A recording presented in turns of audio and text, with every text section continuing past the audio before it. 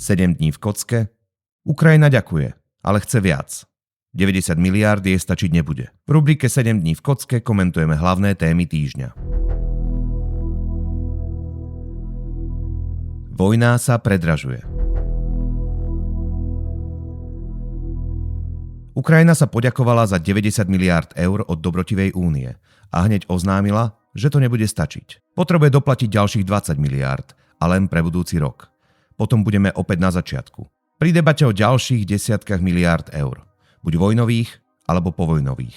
V praxi to znamená, že popri národných konsolidáciách nás čakajú aj európske.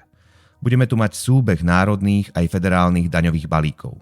Zrejme pôjde o dane z finančných transakcií v réžii EÚ a k tomu o spotrebné, zelené dane. Výsledok? Budúce príjmy a dôchodky Európanov budú skromné. Čitateľov Markera to určite neprekvapuje. Keď Únia potom na čele vrhla na Ukrajinu 90 miliárd, varovali sme, že to postačí tak na rok. Nie na 2, ako sa pôvodne očakávalo. Vojna je drahá a Únia do nej tlačí peniaze, ktoré nemá.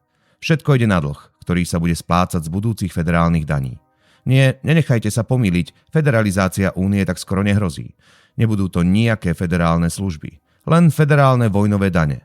Bude to svetový unikát. Krmenie konfliktu o Ukrajinu teda bude rýchlym tempom pokračovať a Ukrajina bude mať pri vymáhaní nových miliárd silnú vyjednávaciu pozíciu. Nejaké peniaze, nejaká vojna. To európskych lídrov vystraší. Nejaká vojna, to znie v Bruseli desivo.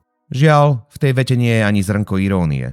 Pre Londýn a Brusel sú mierové dohody s Ruskom stále nepriateľné, lebo by znamenali akceptovanie ruského víťazstva a akceptovanie prehry Ukrajiny a Európy. Že pokračovanie vojny smeruje k tomu istému výsledku, to im budete vysvetľovať márne. Ukraine must win, tvrdili. A nebudú si predsa protirečiť. Homo sapiens je jediný tvor, ktorý sa dokáže vynikajúco pohybovať v dvoch svetoch. Reálnom a vymyslenom, ideálnom. Problém nastáva spravidla vtedy, keď v tom druhom trochu blúdi. Bez kontaktu s realitou. A keď sa to deje v čase vojny. Samozrejme, lídri EÚ si uvedomujú, že tempo vojnového zadlžovania Európy nie je udržateľné. Bolo to tak už pri 90 miliardovej pôžičke Ukrajine. Pri tej pôžičke, ku ktorej sa odmietli pripojiť Američania a tlačili na mierový proces, prezieravo. Už vtedy ekonomicky príčetní jedinci v Európe varovali, že dlhové bremeno bude neúnosné.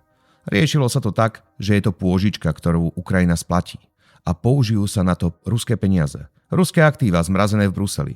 Ide o sumu v objeme viac ako 200 miliárd eur. Vraj sú to peniaze, na ktoré má Ukrajina nárok v rámci vojnových reparácií. Riešilo sa to len, že nevyriešilo sa to. Ako vtedy upozornil belgický premiér De Wever, bola by to krádež. Nasledovali by po nej žaloby, ktoré by finanční alchymisti z Bruselu nemohli vyhrať. Belgicko a ďalšie štáty EÚ konfiškáciu ruských aktív blokovali. A napokon aj zablokovali. No nezablokovali pôžičku. Tá sa pripravila a napokon aj posunula na vyplatenie Ukrajine. Keďže krytie pôžičky sa nedotiahlo, nechalo sa to celé otvorené. Pri pôžičke Ukrajine sa ráta s možnosťou, že by mohli byť na jej splatenie použité ruské aktíva. Hypoteticky. Majú sa hľadať cesty, či a ako by sa to dalo realizovať. Trápenie Únie pri 90 miliardovej pôžičke dokazuje, že Brusel sa ženie do zadlžovania, na ktoré nemá. A ktoré aj tak Ukrajine nebude stačiť na udržanie vojnového tempa.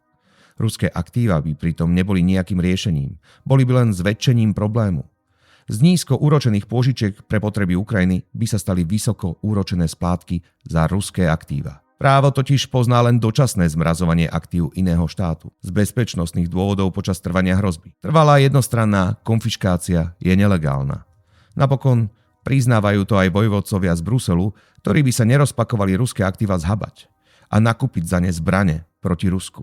Vymysleli to tak, že by to Rusko akceptovalo ako vojnové reparácie Ukrajine, pričom tá z reparácií predbežne splatí pôžičku Únii. Rusko dohodu bude musieť akceptovať ako porazená krajina, tvrdia vojvodcovia z Bruselu.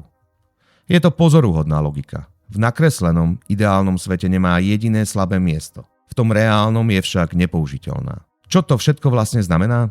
Asi toľko, že Európanov čakajú 10 ročia konsolidačných balíkov a nových daní EÚ. A nie, nebude za tým silný sociálny štát. V skrini Šimečkovcov. Chcete byť medzi prvými, ktorí majú prístup k prémiovému obsahu marker.sk? Začnite odoberať Marker newsletter.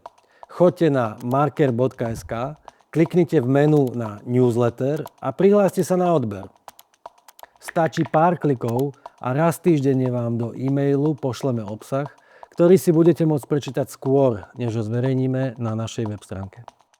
V skrini Šimečkovcov to vybuchlo. Zo Šimečkovej združenia Projekt Fórum sa vyplavilo viac špiny, ako sa očakávalo. Pôvodne to vyzeralo ako menšia kauza, ktorú chceli médiá vypnúť, ignorovať. Nakoniec je z toho prehliadka manipulácií a podvodov v objeme desiatok tisíc eur. Protiprávne čerpanie peňazí z EÚ, duplicitné preplácanie projektov z národných ministerstiev, prevody tisícov eur združenia na súkromný účet, falšovanie bankových výpisov, chaos v účtovníctve. To všetko ukazujú kópie účtov, ktoré zverejnila na webe Marta Šimečková. Urobila to v čase, keď musela finančné dokumenty odovzdať vyšetrovateľovi. Zverejnením všetkých výpisov sa zrejme chcela vyhnúť tomu, aby sa kauza ťahala a dávkovala do volieb a aby potrápila Michala Šimečku. Ďalším motívom Šimečkovej mohla byť snaha presmerovať zodpovednosť na spoločníčku Andreu Pukovú. Tá sa starala o účtovníctvo.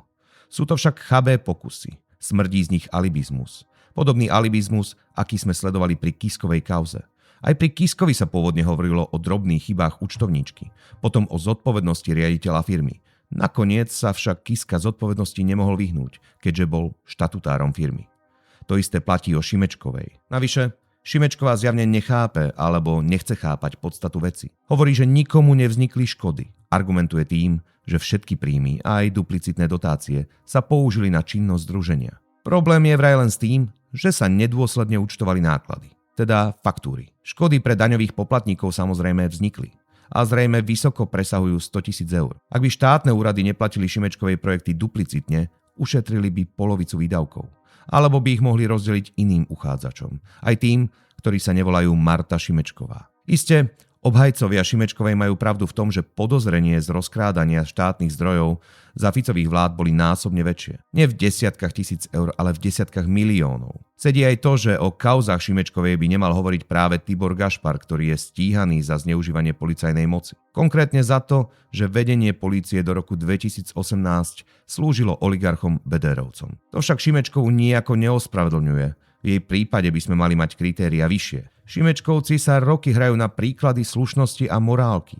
Za vzor pre Slovensko považujú západnú mentalitu. Nakoniec sledujeme, že v združení Marty Šimečkovej majú vypestované orientálne spôsoby. Pravidlá, poriadok, poctivosť pri čerpaní štátnych dotácií, zodpovednosť, to sú nároky na iných, nie na nich. Oni, presnejšie oni, si vystačili so starým dobrým klientelizmom. A keď sú na stole podozrenia z dotačných podvodov, tvrdia, že nikomu nespôsobili škodu.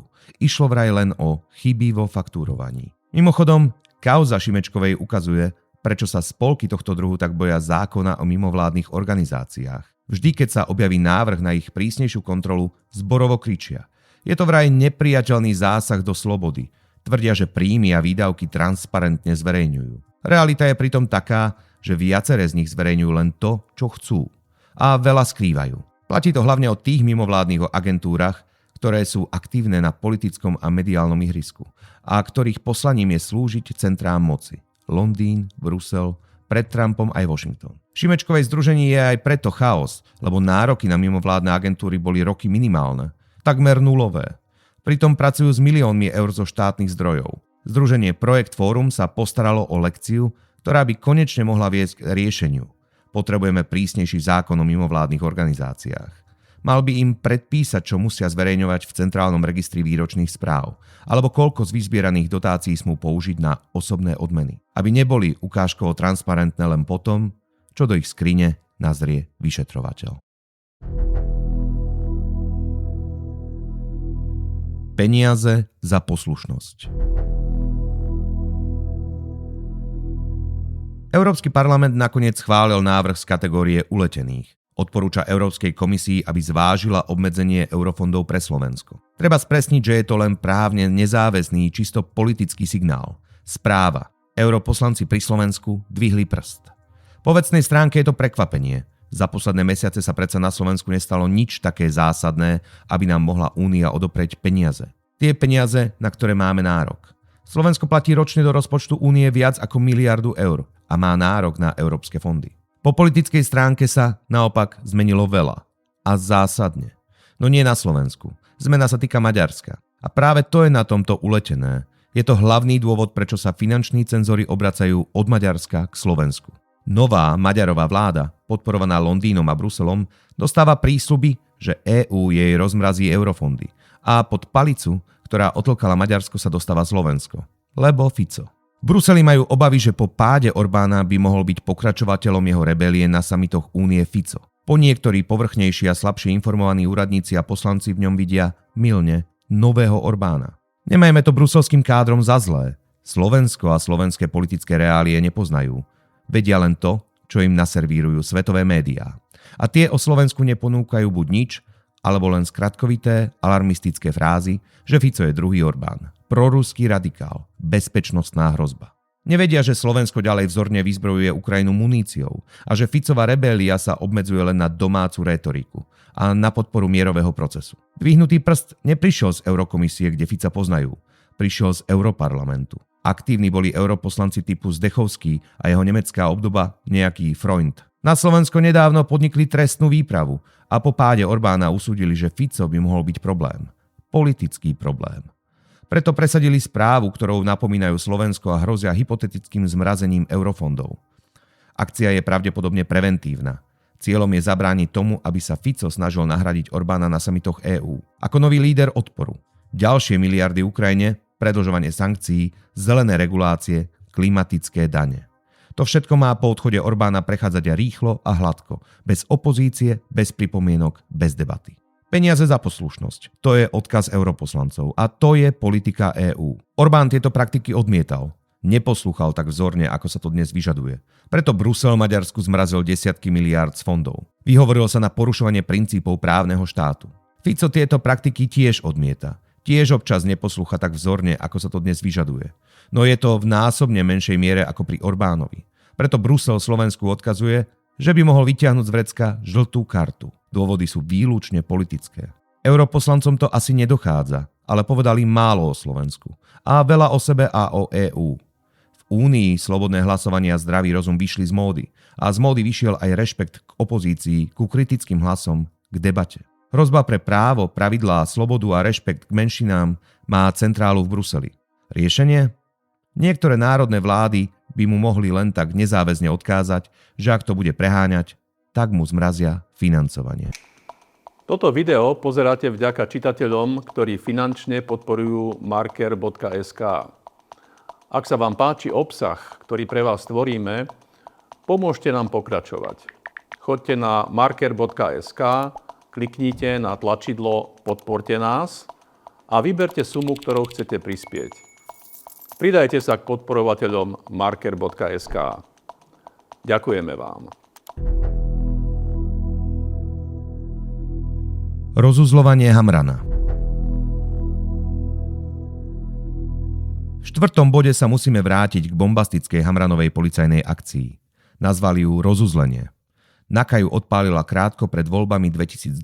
V rámci vojny v polícii udrela na inšpekciu SIS NBU, aby ochránila dobrých Čurilovcov pred zlými sprisáhancami.